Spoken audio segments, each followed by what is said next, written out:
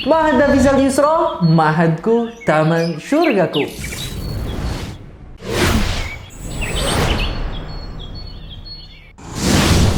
Allah Subhanahu wa taala berfirman di dalam Al-Qur'an, ya, surah Al-Baqarah, ya.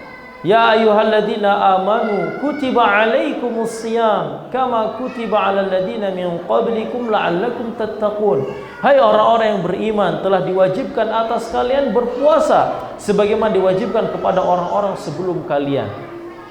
Para ulama semuanya sepakat bahwa ibadah puasa hukumnya wajib.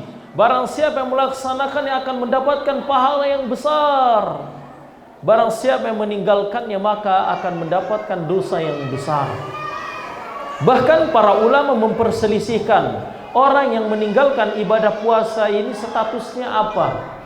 Apakah dihukumi fasik ataukah dihukumi kafir? Lihat, diperselisihkan keislamannya.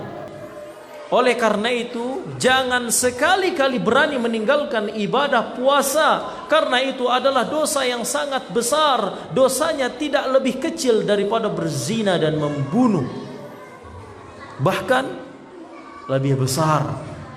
Ya, kadang di kita itu ada anggapan kalau meninggalkan perintah itu dosa kecil, ringan, bahkan merasa tanpa dosa.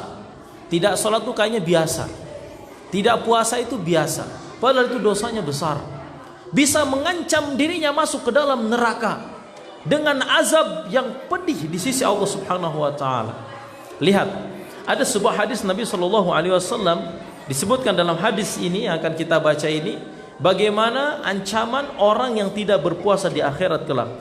Sebuah hadis yang diriwayatkan oleh Al-Imam An-Nasa'i, Al-Imam Ibn Hibban, Al-Imam Ibn Khuzaimah, Al-Imam Al-Baihaqi, Al-Imam Al-Hakim, Al-Imam At-Tabrani, dan disahihkan oleh Imam Al-Hakim, Al-Imam Al-Zahabi, Al-Imam Al-Haythami dan yang lainnya.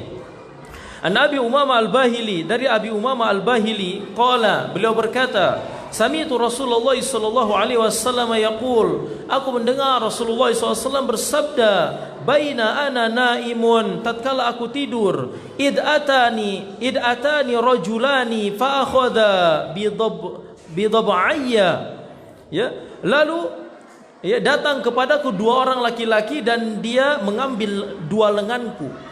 Fataya bi jabalan ura wa'ran.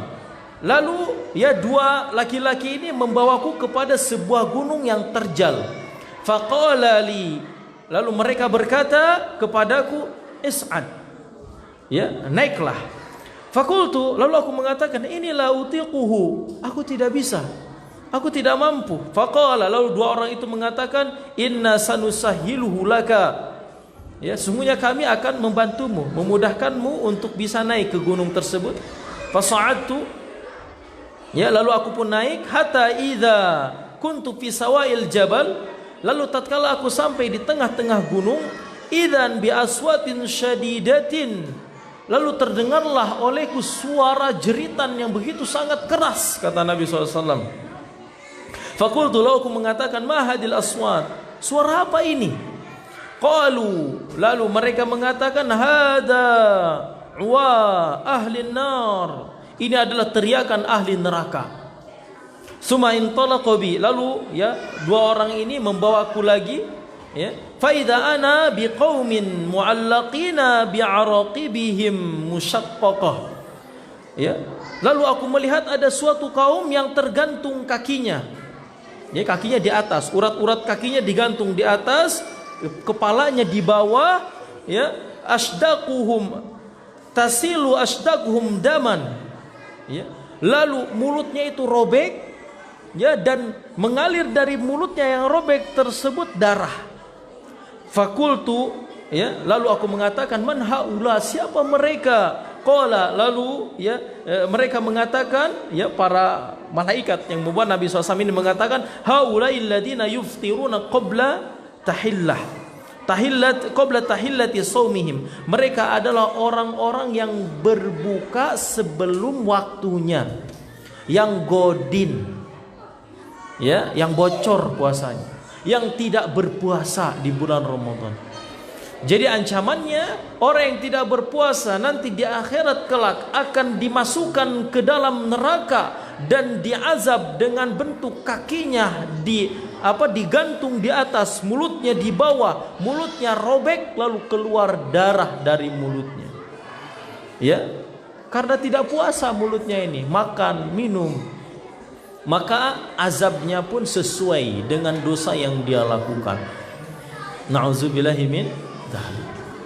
Sekali lagi, maka dia itu jangan sekali-kali berani untuk tidak berpuasa. Dosanya besar di sisi Allah Subhanahu wa taala. Mudah-mudahan Allah Subhanahu wa taala memberikan taufik kepada kita semua untuk bisa banyak beribadah di bulan Ramadan, bisa melaksanakan ibadah puasa. Ya, dan mudah-mudahan Allah Subhanahu wa taala menerima setiap amal soleh yang kita lakukan pada masa lalu, pada saat ini, pada Ramadan yang akan kita laksanakan dan seterusnya. Barakallahu fikum.